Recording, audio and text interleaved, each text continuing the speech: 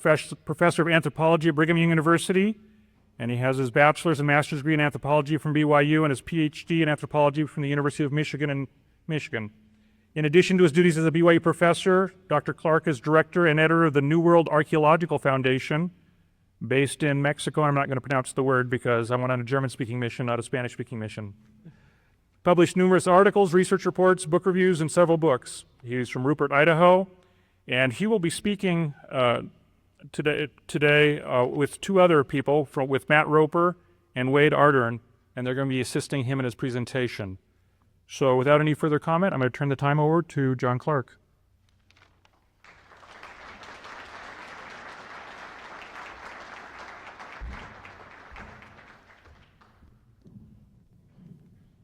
If we could cut the lights so you could all start sleeping, that'd be great. A few clarifications. I'm from Burley, Idaho, and I don't teach at the University of Utah either. Did I say that? What's that? I apologize beforehand if I have to bend over to reach the microphone and read my paper, but they don't make these things for real people.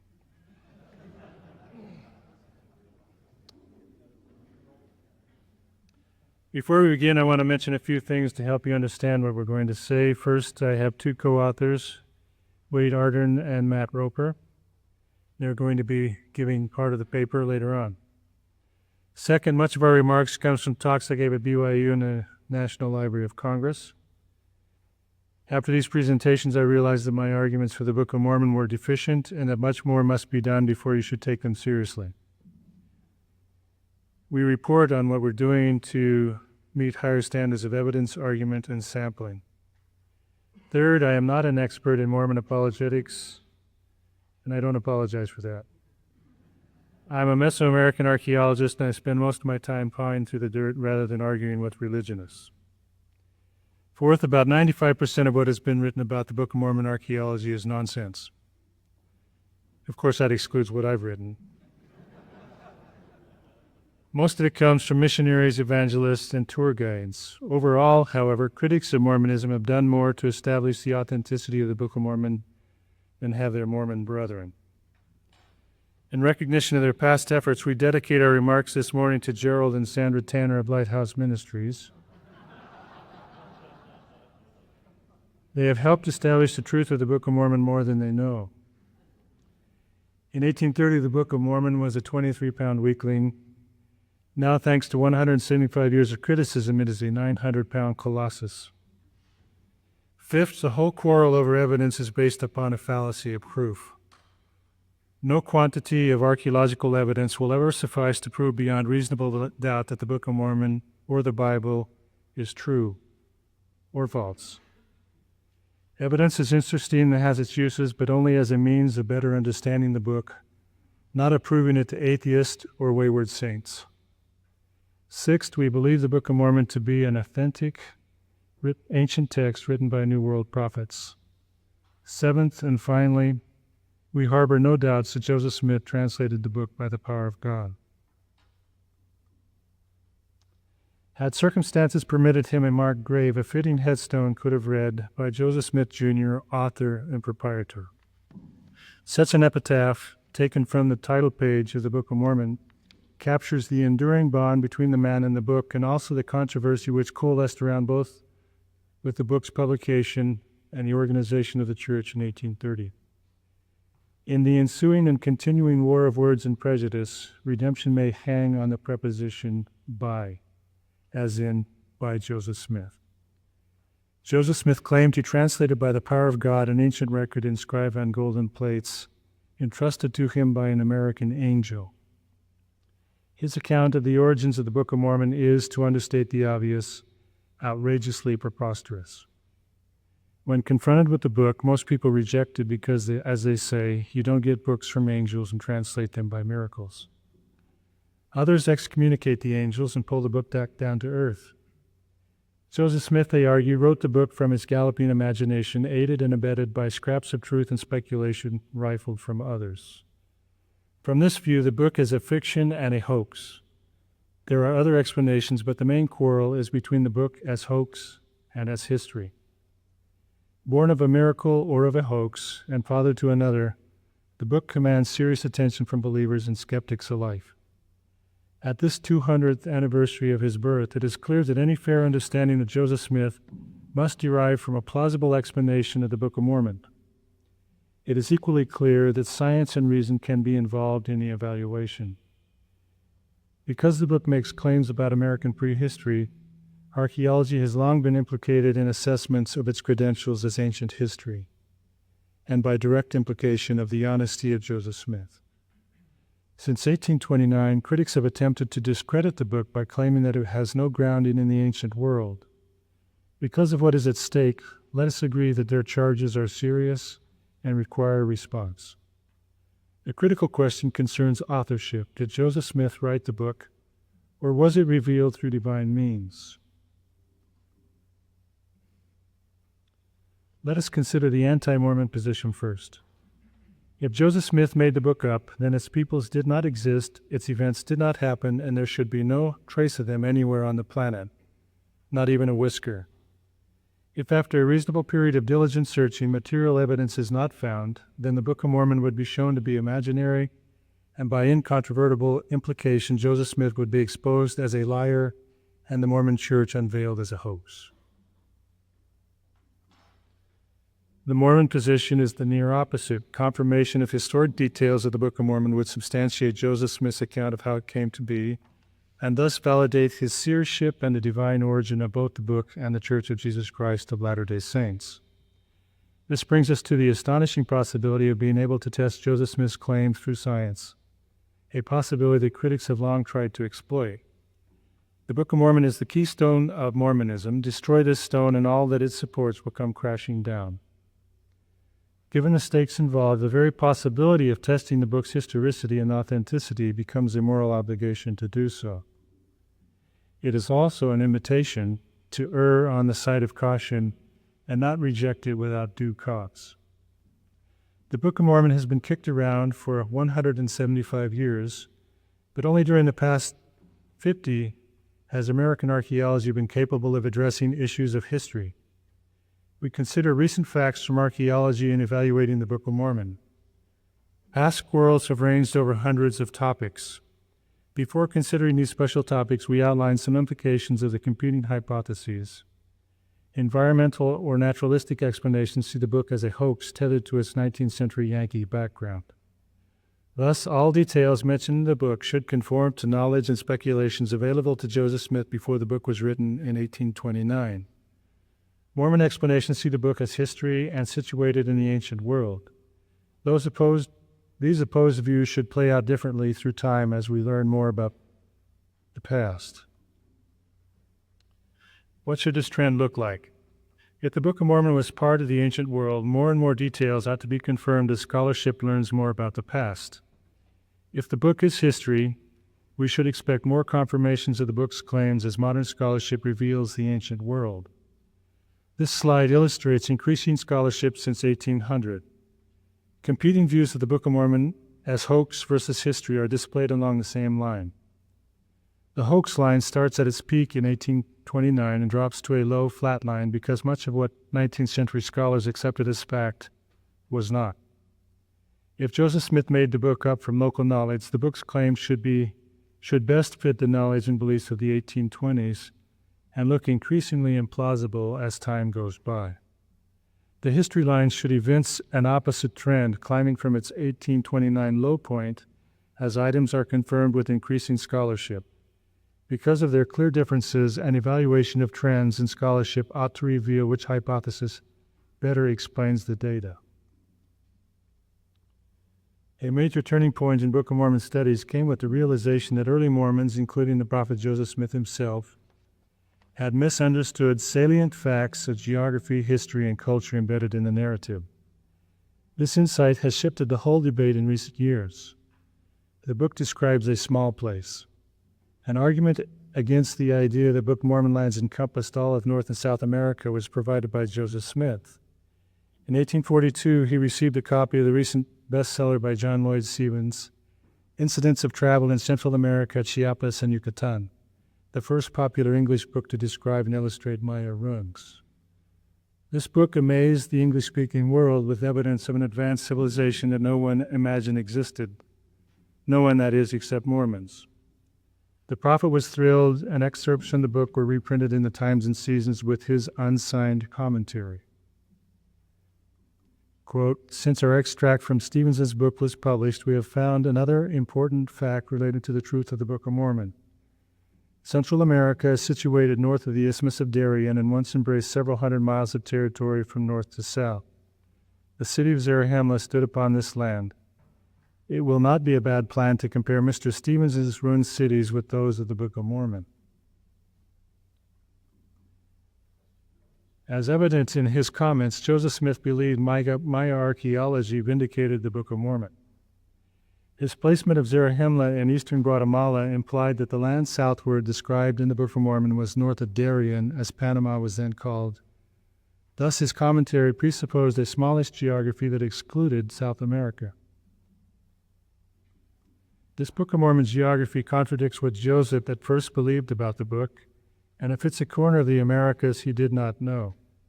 Therefore, he could not have derived the book's geography from his personal experience nor have made it up. It necessarily follows that he dictated a book with complexities beyond his own comprehension. New evidence from archaeology reveals other complexities in the book that we will discuss today. To set the stage for our arguments, let's consider the following popular evangelical claims. Quote, "The Bible is supported in its truth claims by the corroborating evidence of geography and archaeology. That assertion cannot be said of the Book of Mormon. Several decades of archaeological research funded by LDS institutions concentrating in Central America and Mexico have yielded nothing that corroborates the historic details described in the Book of Mormon. I have worked for the LDS institution mentioned in this quote, the New World Archaeological Foundation, for the past 28 years, so I know somewhat concerning this matter. Everything about this argument is wrong. Its claims are false and its logic second rate. Archaeology and geography support the Book of Mormon to the same degree and for the same reasons that they support the Bible. Both books present the same challenges for empirical confirmation, and both are in good shape. Many things have been verified for each, but many have not. Critical arguments specialize in listing things mentioned in the Book of Mormon that archaeology has not found. You are all familiar with this list. This list enjoys a particularly exalted status in critical circles because it was created by Thomas Stewart Ferguson, a trial lawyer who spent most of his adult life promoting Book of Mormon archaeology. He was the key player in organizing the New World Archaeological Foundation in 1952 and the Department of Archaeology at BYU in 1946. He wrote several books defending the Book of Mormon, but he eventually lost his faith and died a disbeliever, a point documented beyond reasonable doubt. Presumably, part of the reason for Ferguson's loss of faith was the poor performance of the Book of Mormon in the face of physical evidence. Critics would have us believe that because of his vast knowledge of Mesoamerican archaeology and his intellectual integrity, Ferguson's apostasy counts more than that of others and should be persuasive to us. We find no greater merit in his disbelief than the incredulity of millions of others. Ferguson was trapped in his own iron illogic and facile thinking that proof of the book was possible in the first place. Many other saints and critics are ensnared in the same trap. The only thing keeping them there is bad logic and perhaps pride. In none of the pro and con literature with which we are familiar is a competent argument made about what would constitute verification of the authenticity of the Book of Mormon. Although we have found are rules of thumb for rejecting the book, sometimes with the slimmest pretexts. What percentage of items mentioned in the text must be confirmed before one should accord it credence? Some authors claim that the inability of modern archaeology to verify the presence of horses, steel, silk, and other items in the New World is sufficient cause for rejecting the book. We will be the first to acknowledge that the Book of Mormon has problems with physical evidence that challenges belief, especially the missing metals, plants, and animals. When some church members see the list we are advertising here, they despair. Perhaps because they don't know how archaeology works, or better yet, how archaeology doesn't work. Ferguson's list, and all others like it, are actually good news. As a tally of major deficiencies, this is a very short list indeed, especially for a book which makes several thousand claims about an ancient American past. It is instructive to remember that biblical archaeologists are still looking for evidence of Abraham and Moses after 2 centuries of searching. So what is a few misplaced grains, metals, and animals among friends? All of the children of Israel who followed Moses out of Egypt are still missing and unaccounted for archaeologically, but their descendants are our friends and neighbors. My message here is that archaeology is among the crudest of methods for establishing facts and truth, so one should not get overheated about what has or has not been found at any given hour. By focusing only on missing evidence, one loses perspective. We all know what is missing. A question we should ask more often: what has been found? Before we review some of the recovered items, please remember that if the book were a hoax, there should not be any evidence to support it, not even one bottle cap, hairpin, or cigarette butt. Because of the logic of evidence in this instance, one positive correspondence counts for dozens of missing ones. For example, one documented steel sword trumps several herds of missing horses and elephants.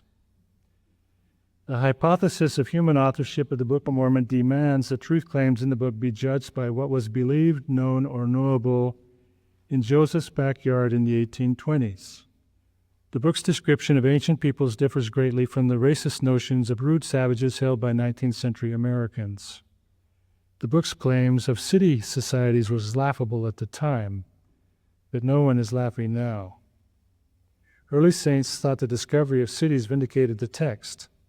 Scholars have since learned that many of the cities that captured Mormon imagination do not date to the right time period, but others do. The techniques for dating these places only became generally available in the 1960s. To find real rather than imagined correspondences, we have to be in the right place and time. In our analysis, we follow Joseph Smith in thinking that Book of Mormon lands were located in Central America, so that's where we'll look for physical evidence. The first archaeological claims related to the Book of Mormon concern the facts of September 22nd, 1827. The actuality of metal plates preserved in a stone box. This used to be considered a monstrous tale, but concealing metal plates in stone boxes is now a documented Old World practice. Stone offering boxes have also been discovered in Mesoamerica, but so far the golden plates are still at large, as we would expect them to be. Another fact obvious that September day was that some ancient Americans were literate, a ludicrous claim for anyone in upstate New York to make in 1827. We now know of at least 6 Mesoamerican writing systems that predate the Christian era. This should count for something, but it is not enough for dedicated skeptics. They demand to see Reformed Egyptian, preferably on gold pages, and to find traces of the Hebrew language. There are leads on both, but nothing conclusive yet. New scripts are still being discovered, and many texts remain undeciphered. I was just in a meeting 2 weeks ago in Guatemala City, where a scholar presented evidence just a few hours old that Maya writing dates back to 400 BC and not AD 300. The origins of Mesoamerican writing is a topic that is just taking off, so we can expect new revelations in the coming year from scientists. This example of an early script was recovered 57 years ago and qualifies as America's earliest writing sample, but so far nothing much has been made of it, and most scholars have forgotten that it exists. The golden plates ended up in New York because the Nephites were exterminated in a cataclysmic battle. The Book of Mormon account brims with warfare and nasty people. Until 20 years ago, the book's claims on this matter were ridiculed. Now that Maya writing can be read, warfare appears to have been a Mesoamerican pastime. The information on warfare in the Book of Mormon is particularly rich and provides ample opportunity to check Joseph Smith's luck in getting the details right. The warfare described in the book differs from what Joseph Smith could have known or imagined, as we see here. In the book, one reads of fortified cities with moats, walls, and palisades. Mesoamerican cities dating to Nephite times have been found with all of these features. The Book of Mormon mentions bows and arrows, swords, slings, scimitars, clubs, spears, shields, breastplates, helmets, and even cotton armor. All items documented for Mesoamerica. Aztec swords were of wood, sometimes edged with stone knives. There are indications of wooden swords in the Book of Mormon. How else could swords become stained with blood? Wooden swords edged with sharp stones could sever heads and limbs and were lethal. The practice of taking detached arms as battle trophies, as in the story of Ammon, is also documented in Mesoamerica. Another precise correspondence is the practice of fleeing to the summits of pyramids or places of last defense and consequently of eventual surrender. Conquered cities were depicted in Mesoamerica by symbols for broken towers or burning pyramids. Mormon records this practice. Other practices of his day were human sacrifice and cannibalism, vile behaviors well attested for Mesoamerica. The final battle at Cumorah involved staggering numbers of troops and of Nephite battle units of 10,000. Aztec documents describe armies of over 200,000 divided into major divisions of 8,000 warriors plus 4,000 retainers each. One battle involved 700,000 warriors on one side. The Aztec numbers appear to be propagandistic exaggeration. We do not know about the numbers in the Book of Mormon. In summary, the practices and instruments of war described in the Book of Mormon display multiple and precise correspondences with Mesoamerican practices, and in ways unimaginable to 19th century Yankees. Mesoamerica is a land of decomposing cities with their pyramids or towers, temples, and palaces.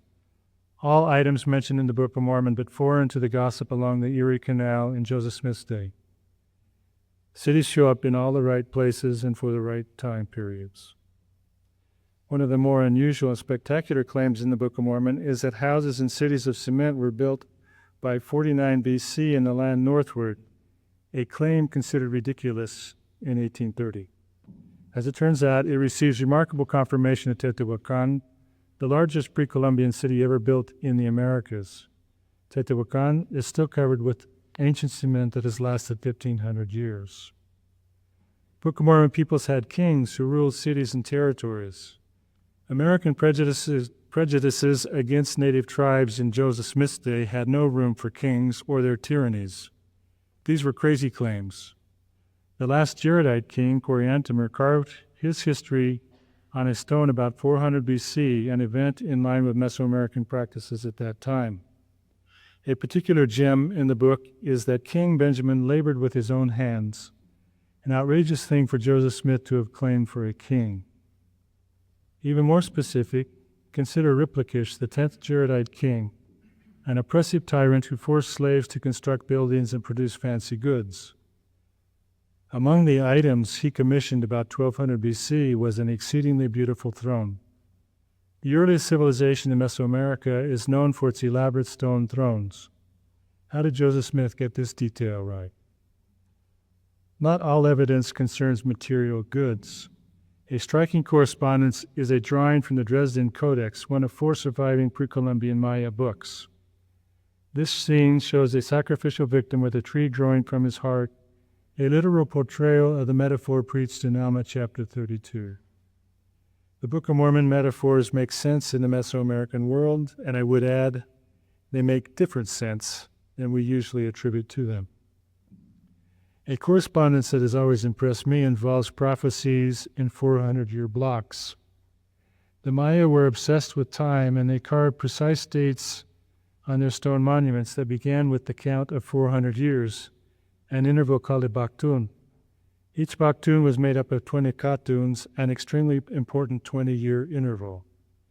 If you will permit us some liberties with the text, Samuel the Lamanite warned the Nephites that one Baktun shall not pass away before they would be smitten.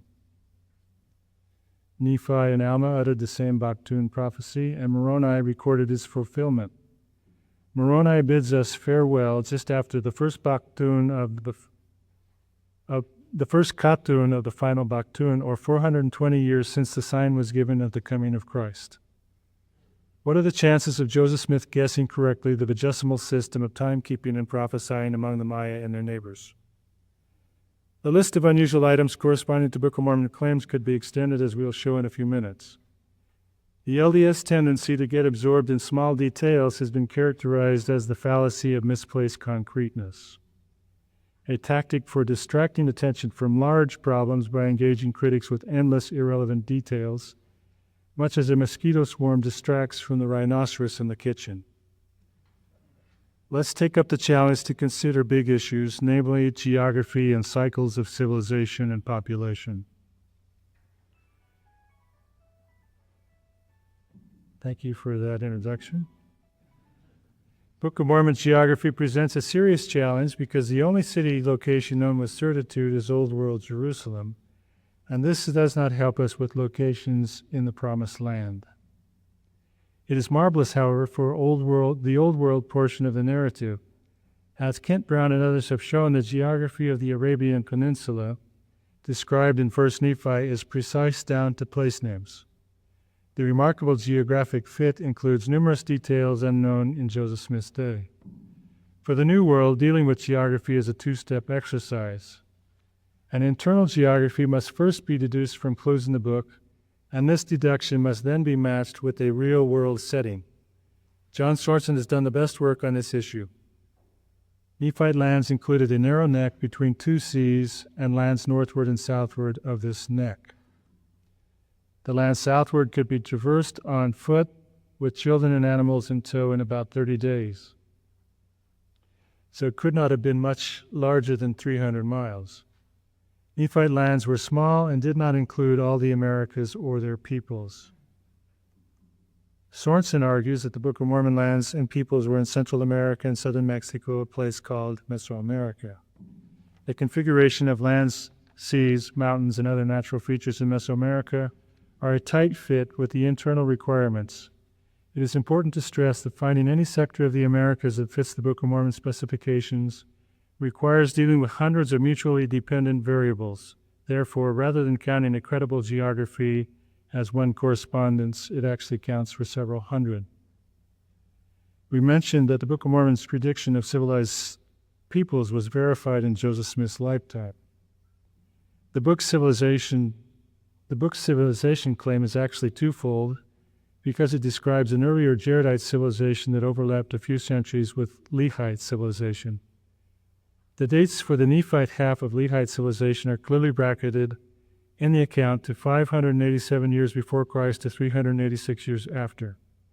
Those for the earlier civilization remain cloudy, beginning after the Tower of Babel and ending before King Mosiah fled to Zarahemla.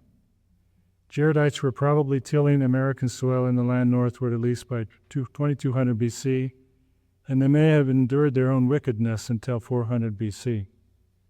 The two civilizations requirement used to be a major problem for the Book of Mormon, but it no longer is now that archaeology is catching up. In checking correlations between the Book of Mormon and Mesoamerican archaeology, we focus on the rise and decline of cities. The earliest known Olmec city was up and running by 1300 BC, and it was preceded by a large community on the same spot dating back to 1700 BC. Most Olmec cities were abandoned about 400 BC, probably under duress. In eastern Mesoamerica, Olmec civilization was replaced by the lowland Maya, who began building cities in the jungles of Guatemala about 500 BC. As with Olmec civilization, Maya civilization experienced peaks and troughs of development, with a mini collapse about AD 200. In short, the correspondences between the Book of Mormon and cycles of Mesoamerican civilization are striking. Reconstructing ancient demography requires detailed information on site sizes, locations, dates, and frequencies. The Nephite and Lamanite stories are too complicated to review here, so we'll just look at the Jaredites. To begin, the earliest developments of Jaredites and Olmecs are hazy, but from about 1500 BC onward, their histories are remarkably parallel. The alternatives between city building and population decline, alternations between city building and population decline described for the Jaredites correspond quite well with lowland Olmec developments. Olmec cities were abandoned by 400 BC, and the culture disappeared, just as the Book of Mormon describes for the Jaredites. This is a phenomenal correlation.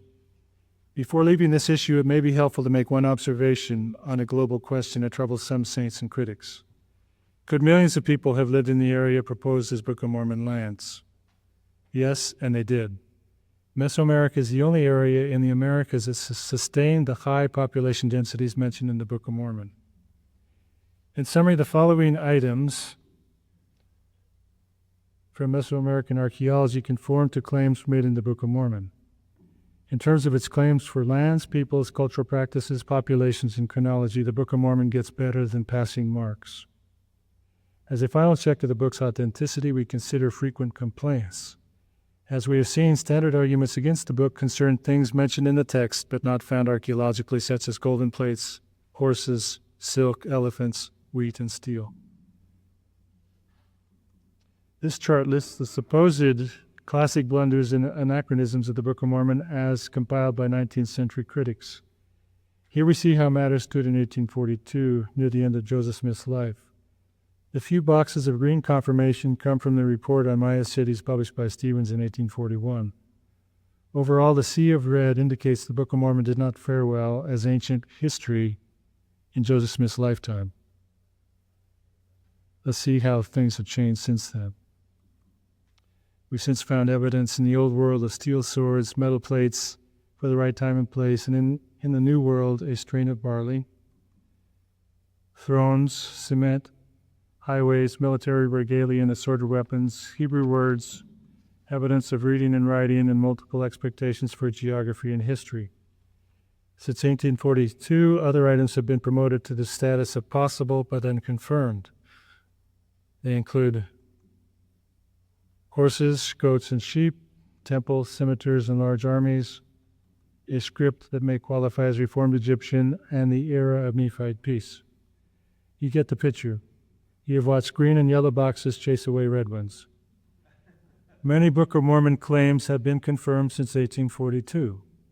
Of course, many have not, and they may never be confirmed, but that is to be expected of the archaeological verification of any text.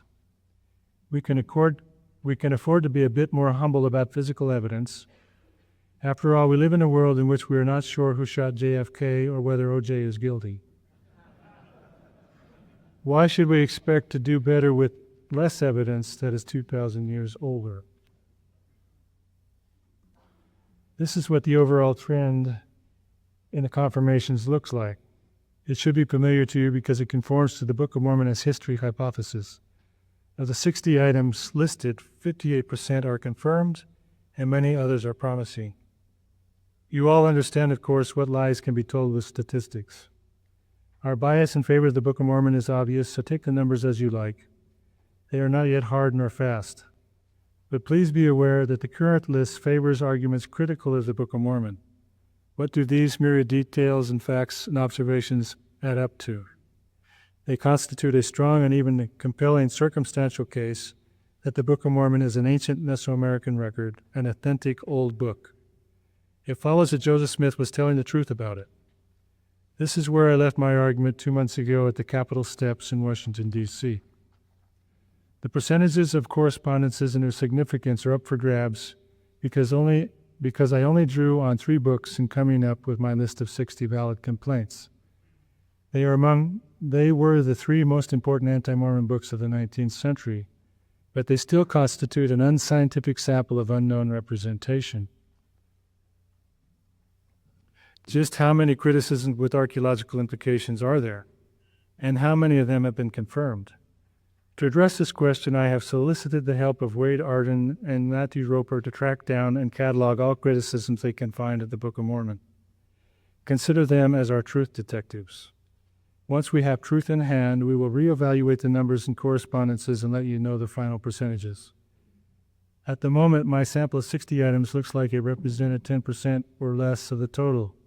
I'll let Wade and Matt tell you more about what we're doing in our research, and I'll be back in a minute.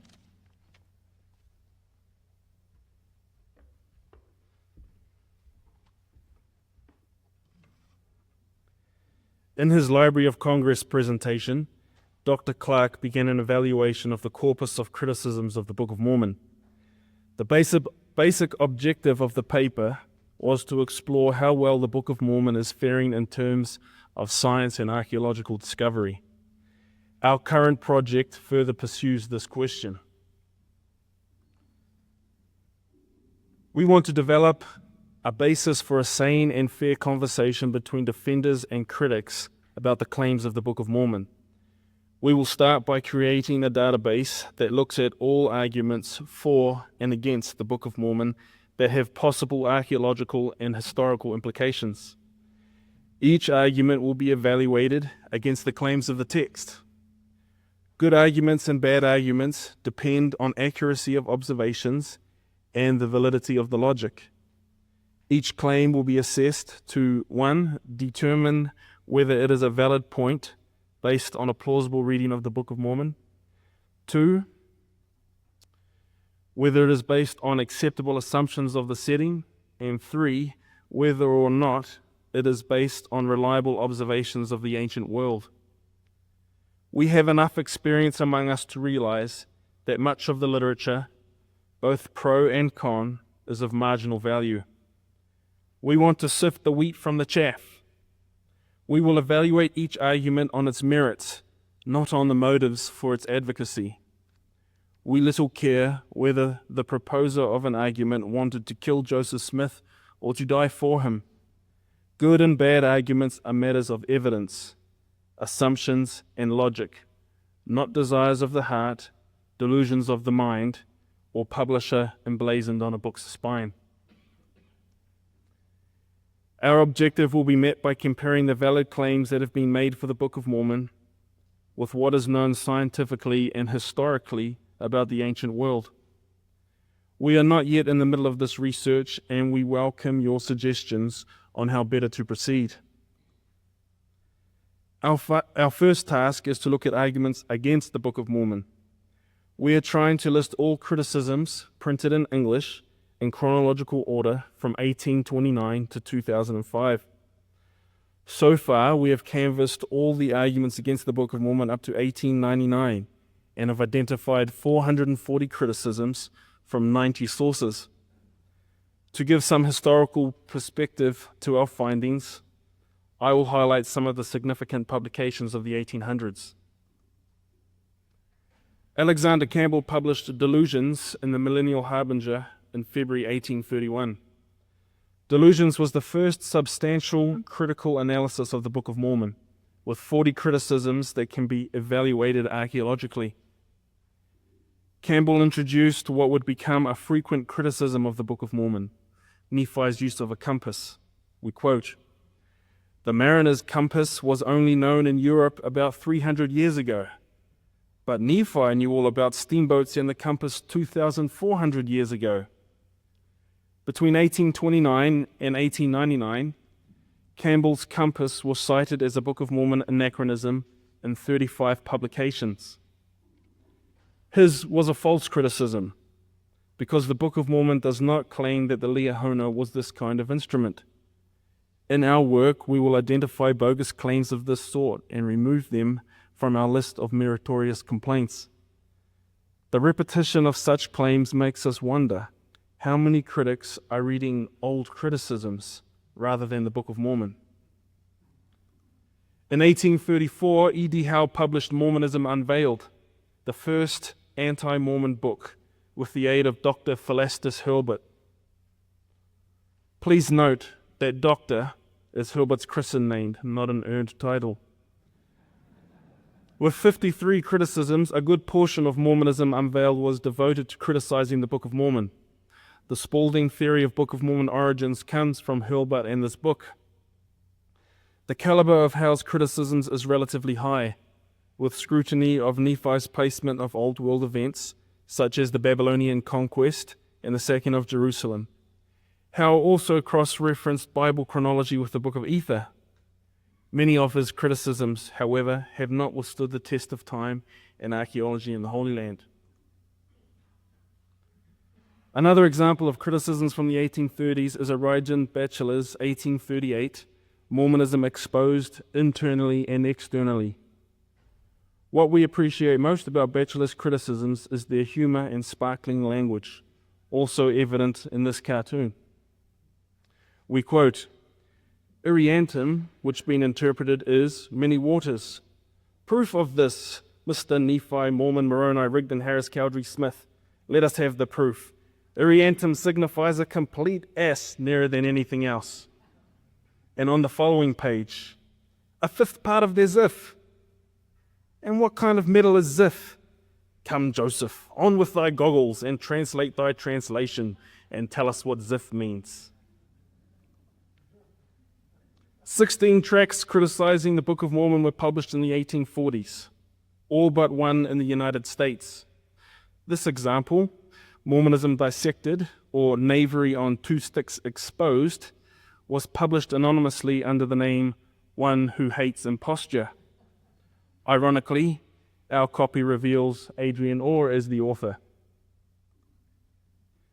More anti-Book of Mormon tracts were published in the 1850s than any other decade of the 19th century. All but 6 of the 32 were published in England.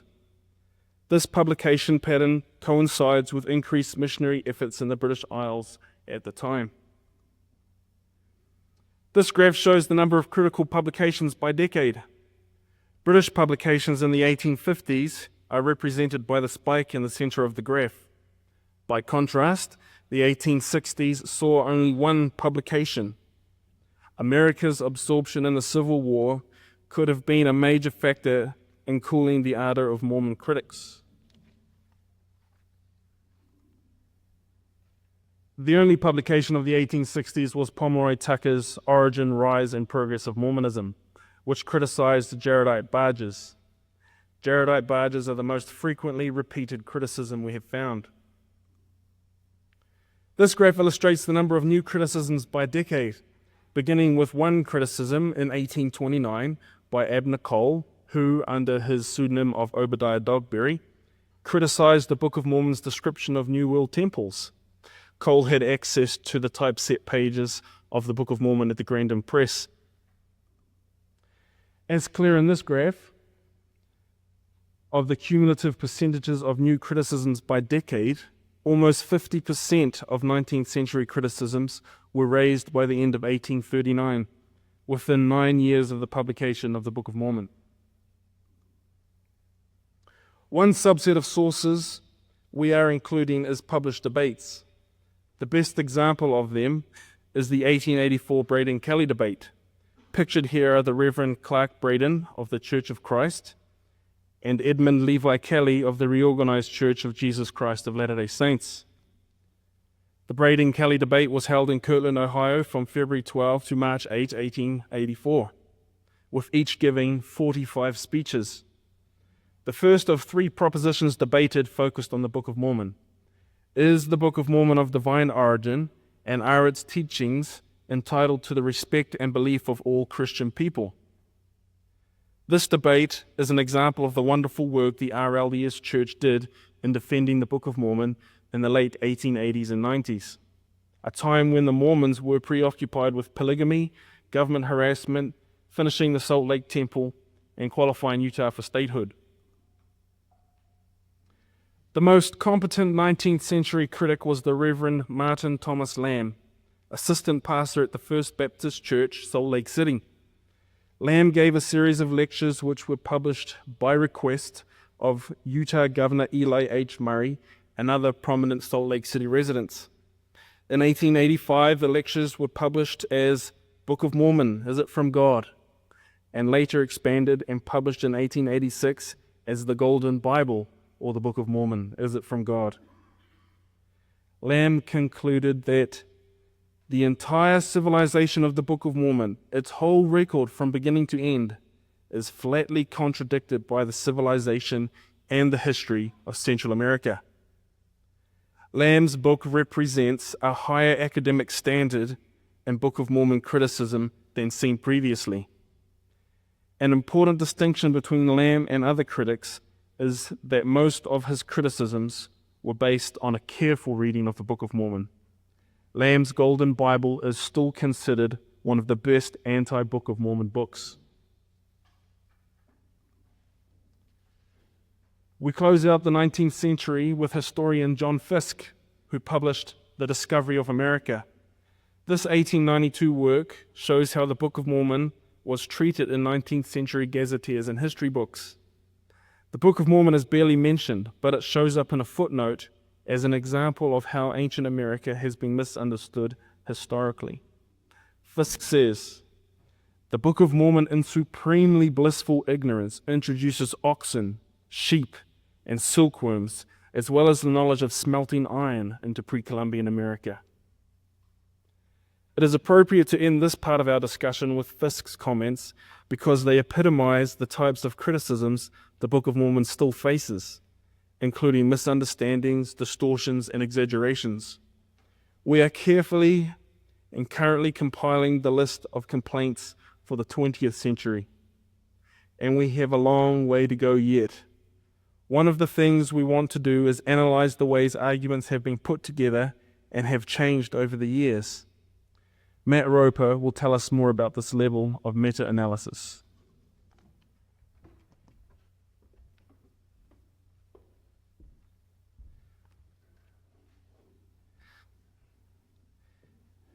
I'll just take a minute here to talk about the categories of criticisms.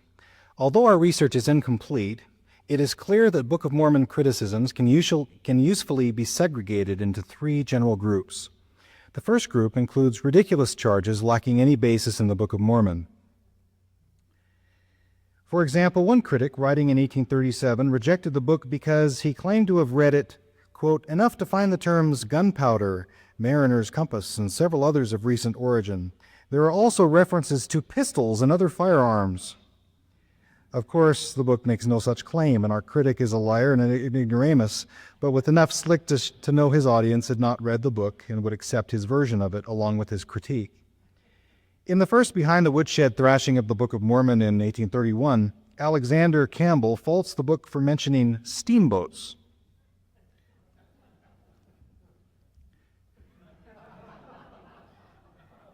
Other critics complain about the book's reference to catapults and battering rams, or how Lehi's family, as they traveled through the wilderness, a mysterious wheel rolled before them to guide them. While these fabrications have high entertainment value, we dismiss them from the list of legitimate complaints. A second group of arguments fail to make our list of keepers because they're based upon a misreading of Book of Mormon claims.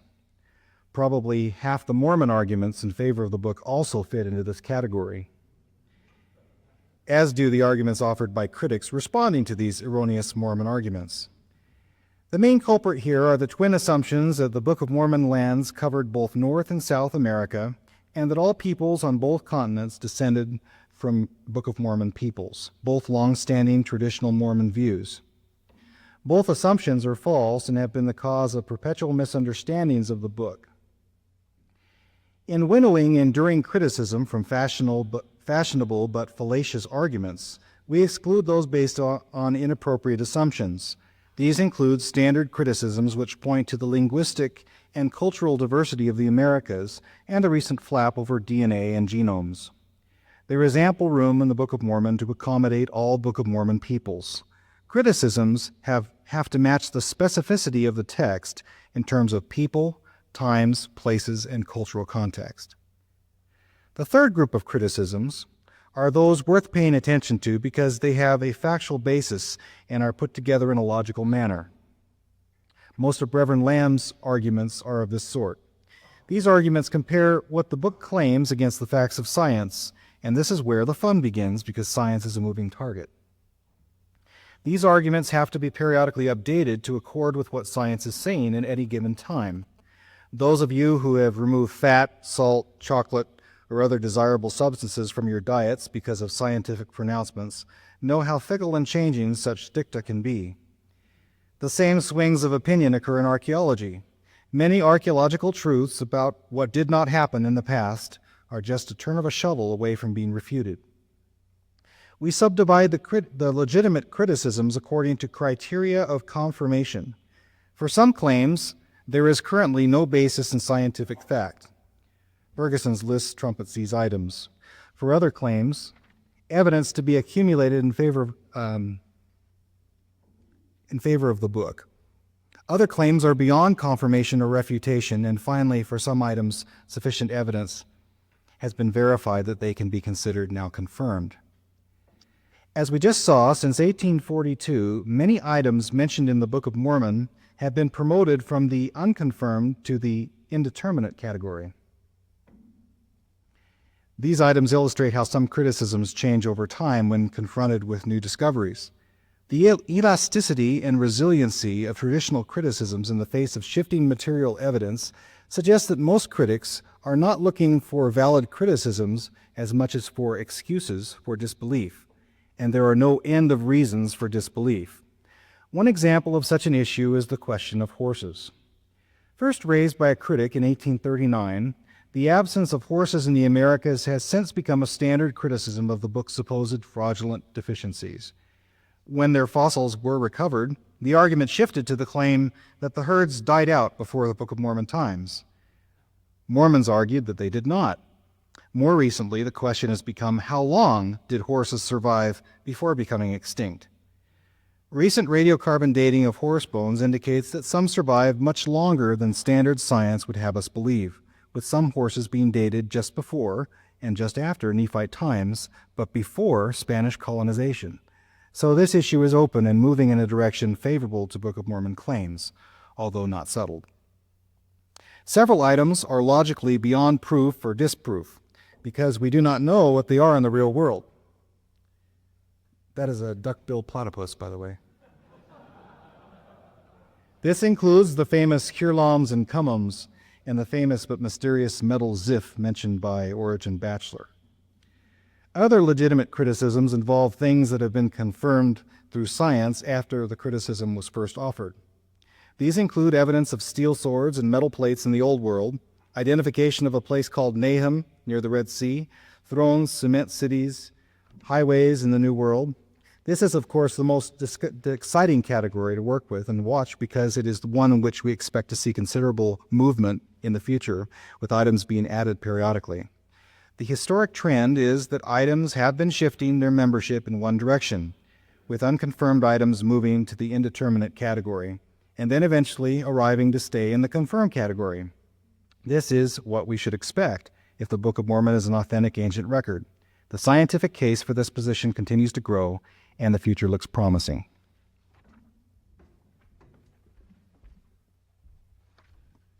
Just a few words by way of conclusion. Our purpose in this project is to bring order to the quarrel over archaeology in the Book of Mormon, with the hope that imposing organization on chaos will create space for reason. The Book of Mormon was criticized before it ever came out the press, and it has been the beneficiary of strong criticism and ridicule ever since. We welcome all such attentions because they only make the book stronger and deepen the plausibility of its ancient pedigree. It is important to acknowledge the source of this strength. It comes from Mormon scholars, apologists if you like, taking the criticism seriously and using them as a springboard for research. Nothing good comes from leaving children or criticisms unattended. It is worth pointing out that we are not compiling our catalog of Book of Mormon criticisms to silence critics.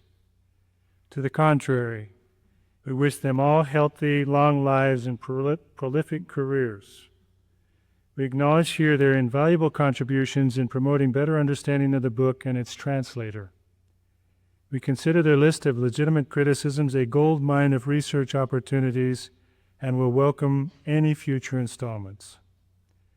Things that we as modern readers find jarring in the Book of Mormon probably indicate differences in cultural assumptions between us and Book of Mormon writers.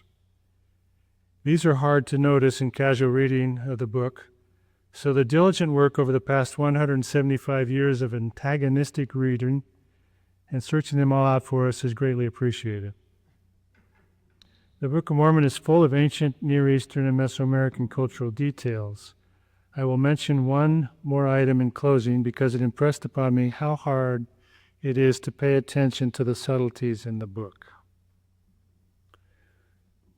Recall the incredible story of Ammon, teaching King Lamoni.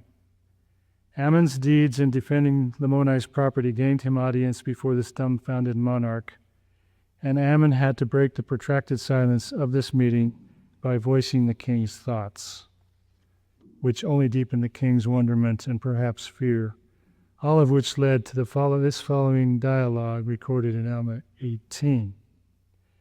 And Ammon began to speak unto him with boldness, and said unto him, Believest thou that there is a God?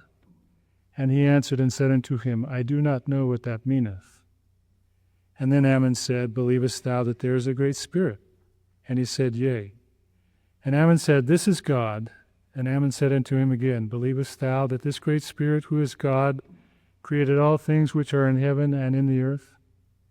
And he said, Yea, I believe that he created all things which are in the earth, but I do not know about the heavens. And Ammon said unto him, The heavens is the place where God dwells, and all his holy angels. And King Lamoni said, Is it above the earth? And Ammon said, Yea, and he looketh down upon all the children of men. We've all read this or heard this dozens of times. Have you ever thought that this was an incredibly boneheaded question for Lamoni to ask? That thought finally penetrated my thick skull a decade ago. Can you imagine asking a preacher whether the heavens are above the earth? I can't. This dialogue is beyond my cultural understanding. What is going on? I submit to you that the question makes sense in a Mesoamerican setting in which most of the gods resided under the earth. In this brief dialogue between a Nephite prince and a Lamanite king, we are given a precious glimpse into Lamanite beliefs. A small thing, perhaps, but in terms of correspondences, it surpasses Snibley's famous bullseyes in the Book of Mormon, and it is a lunar landing, a 240,000-mile long shot that hit the spot perfectly, succinctly, silently, and effortlessly. The Book of Mormon has hundreds and perhaps thousands of such gems tucked away in its narrative. We wish you happy hunting for other gems and invite you all to reread the book and enjoy the book. It is an ancient book, its history is intriguing, and its message of Christ is true and redeeming. Thank you.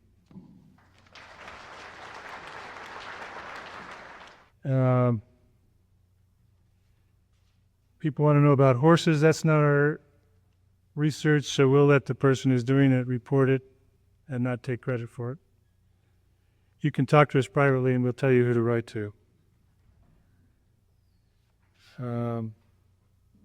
What is the likelihood that Jaredite, Nephite, and Lamanite peoples assimilated in indigenous Mesoamerican peoples such as Olmecs or Mayas? Probably 95%. If that number means anything to you, then we both have problems. But certainly the implication that we give on the demography is we've always said that the Lamanites assimilated local groups, but I think the Nephites did as well. And the fact that it's not mentioned in the book is not a problem with population as much as the practices of record keeping in the book. Thank you very much. Thank you. Well said.